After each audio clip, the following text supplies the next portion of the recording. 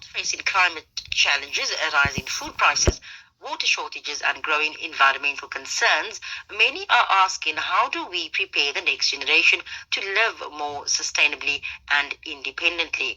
Could teaching young people about food growing, herbal science, environmental stewardship, and regenerative living become part of the solution? And how can agriculture inspire youth to see opportunities, purpose, and long term food security? Now, Cindy Knowles now joins us, and this is a regenerative architect focusing on sustainability through food security, water, waste, and energy solutions. Cindy, good afternoon, and thanks so much for joining me once again. Good afternoon. Thank you for having me. Always a pleasure. Now, Cindy, when we speak about sustainability education for young people, what exactly does that include, and why is it becoming such an important topic? Okay, sustainability is a very important topic because it helps young people understand how natural, social, and economic systems all fit together. And then this equips them with the knowledge, values, and skills to live well without depleting the future. And we can see things are going haywire at the moment. So we need to replenish what's needed for the future. So it's broader than recycling lessons or climate factors. It's about actually thinking in systems and acting ethically and shaping communities. So this type of thinking includes what they call the SDGs, which is the Sustainable Development Goals. In essence, it's a good concept because it does empower people and it does nurture the environment if used correctly.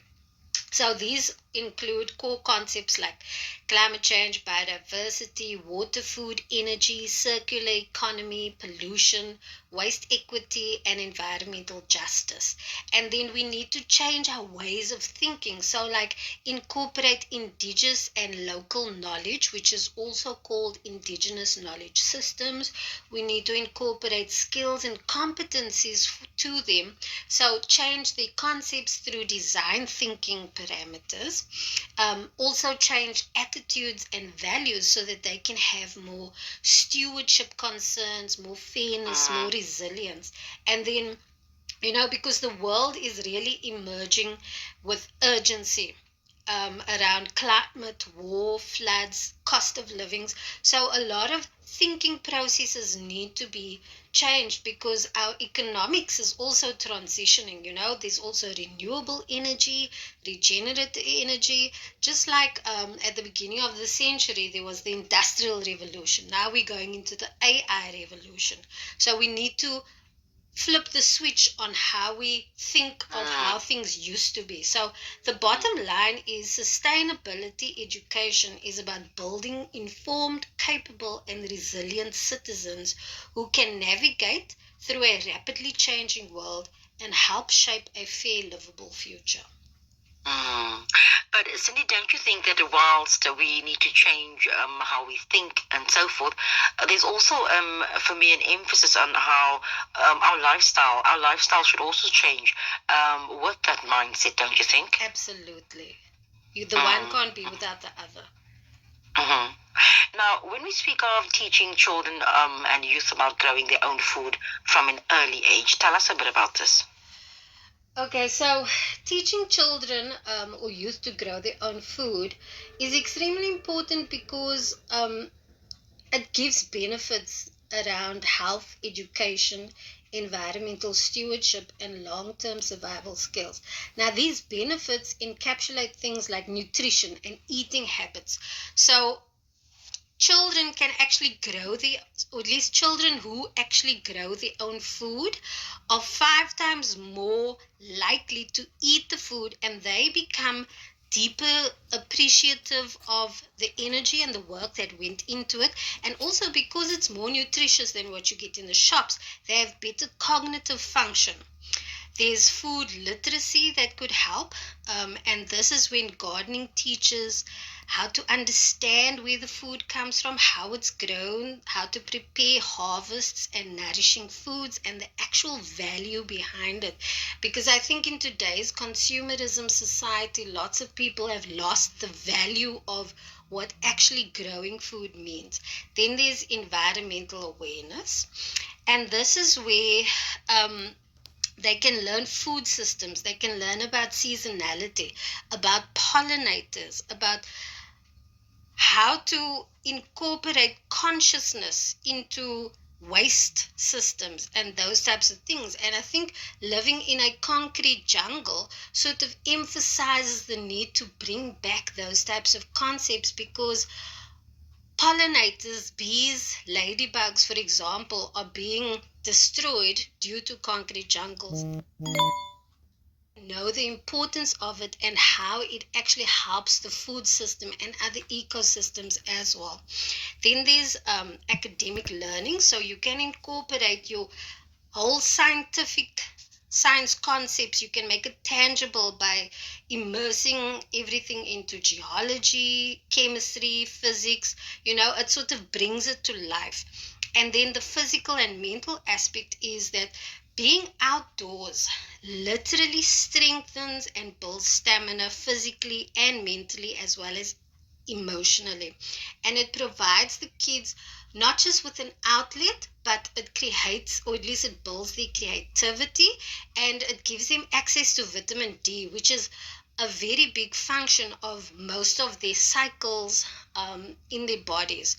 So vitamin D also is responsible for the making of your happy hormones, which are like your serotonin.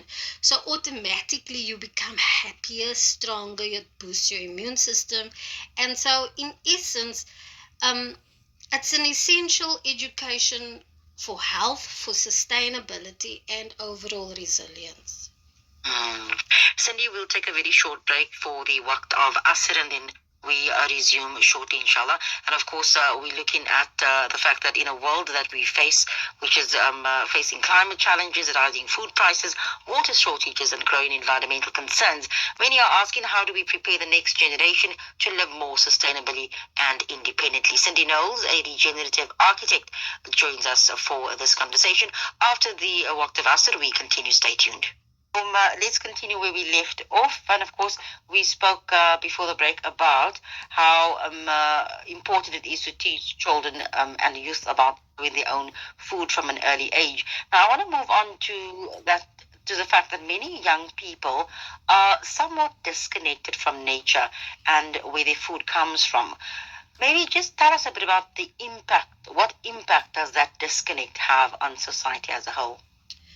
So the disconnect between young people and nature is from understanding where their food comes from, and then this creates a very far-reaching societal consequence that actually affects public health, environmental stability, mental well-being, and intergenerational equity. And so some of the key societal impacts are across public health, where food illiteracy actually contributes to obesity, diabetes, and heart issues, which are serious issues in our society today.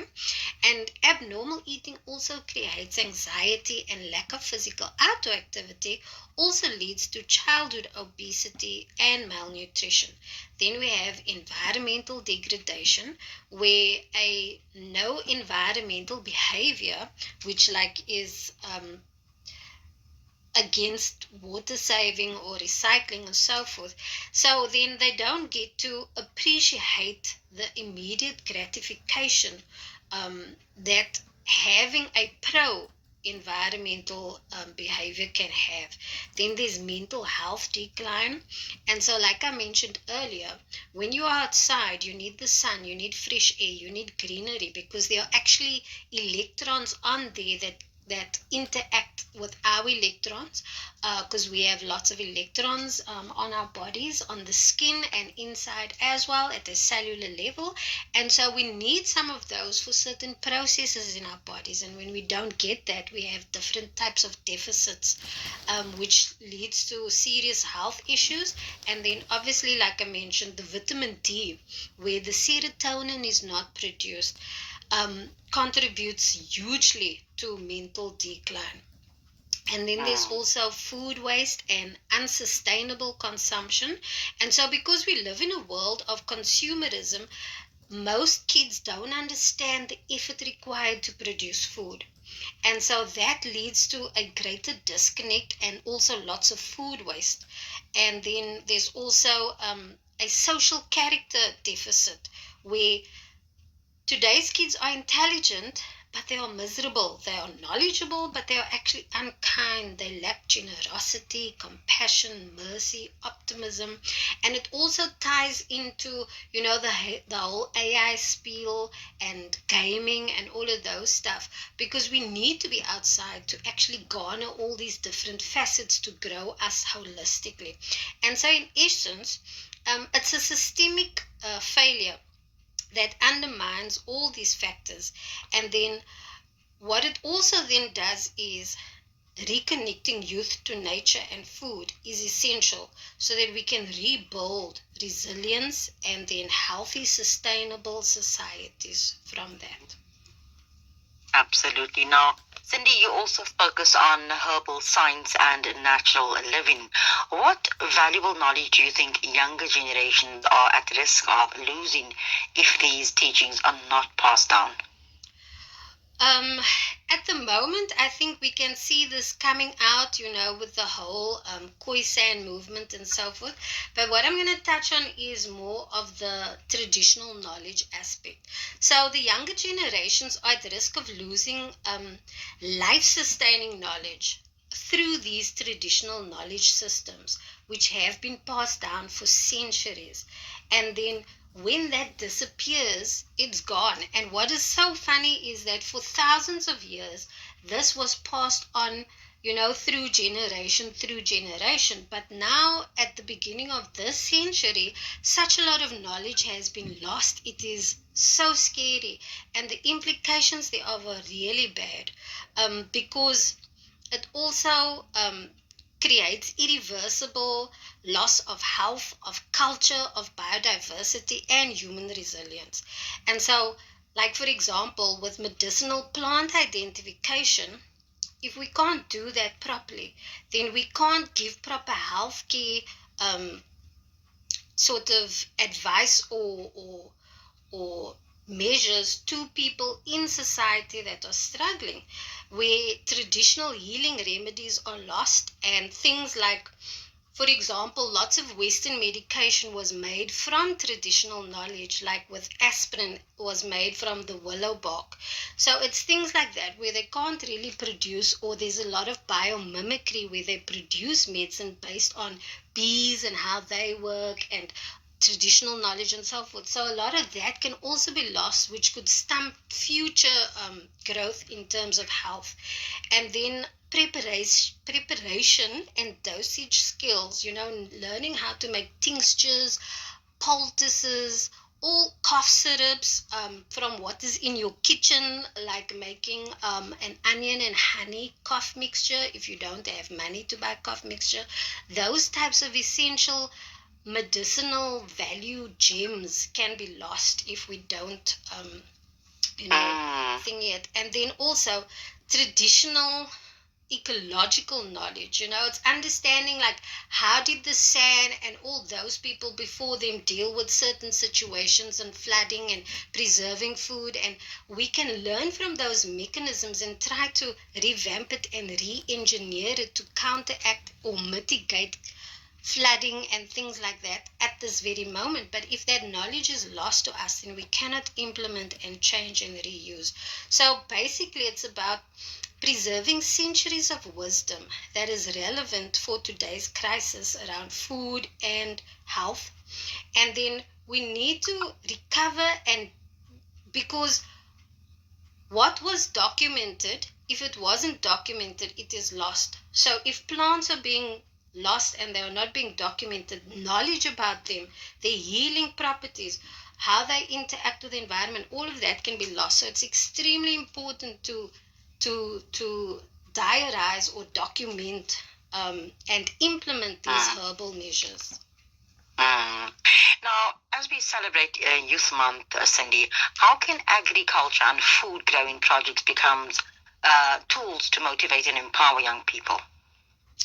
Agriculture and food projects is a powerful tool to motivate young people because it fosters, addressing unemployment, building skills, fostering entrepreneurship, um, and creating a real world impact, because at the moment things are going crazy. So things like job creation and economic opportunity is a great thing that can come from this, where agriculture can provide decent employment for youth through things like agro processing, sales, making up kits, agriculture kits or agro processing kits, biodiversity kits, those types of things. So it basically is creating work and working for the community and for community gardens and creating co-ops instead of working in silos. Then also skills development, and where they have hands-on training in sustainable farming, agricultural organic techniques, crop rotation, water saving. And so these can also translate to community development and then create a circular economy. Then we have entrepreneurship and business incubation. So this is where youth that want to start up in something like this, there's lots of incubation and mentoring programs. For example, I'm involved with one with this place called Uvo Bio, and they also are collaborating with the Department of Small Business Development and the CSIR, and this is around product development around indigenous knowledge systems. So if you have a product that you want to develop, maybe from what you grew or anything related to something that's been grown or anything that has an indigenous knowledge system attached to it, you can then sign up on this program and you get mentorship, you get all types of assistance in your product development journey.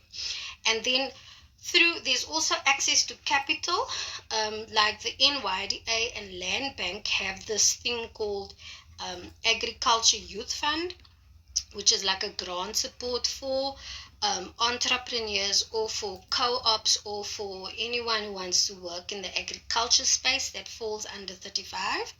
And so youth need to create like a circular economy where they can grow, they can sell, they can employ, they can plow back into the community so that they can create generational wealth. Absolutely, and I was just thinking about the fact that if one looks at what we ought to say to the youth of today, but that should be that the next generation must move beyond sustaining the world they inherit and learn to almost regenerate it. Yes. If you must, yeah. Now, yeah, Cindy, some young people may view farming or sustainability work as outdated or unexciting. How do we change that perception and also show that sustainability can also create innovation and also opportunity? So the key is to reframe agriculture and the way sustainability is conceptualized, like to refocus it and reframe it to more of a high-tech, entrepreneurial, purpose-driven career type of thing. Because if you talk about old farming, kids, they just think of plowing the land. But with new technology, there are so many different ways that they can actually integrate into agriculture these days. And so it's about changing the whole perception and mind change that they can still do farming, but they can do it in a more high-tech manner. So how they can do this is they can use emerging technologies like drones, sensors, blockchains, aquaponics, things like that. And there's been quite a few examples where youth have done things like solar powered egg incubations. They use black soldier fly feeding schemes, and then they use AI to basically monitor and drive their whole system network for farming. And then also promoting farming as a business instead of just farming for what people think it is.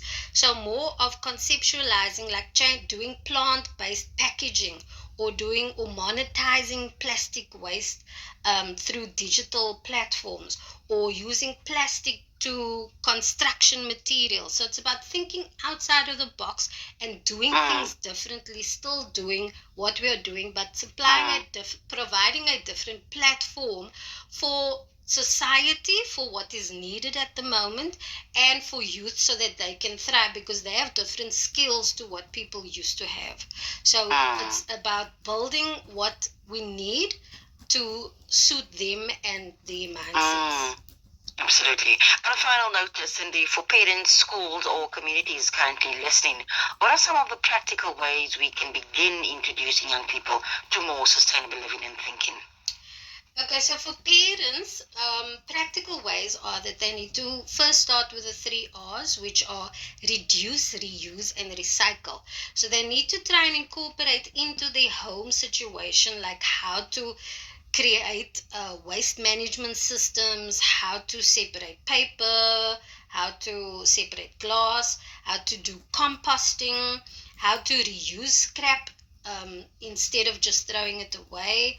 Start simple, do water conservation, create awareness around what it is that they do, teach them how to grow gardens, how to dig, how to, water, mulch, so forth. So it's about just leading by example for the household.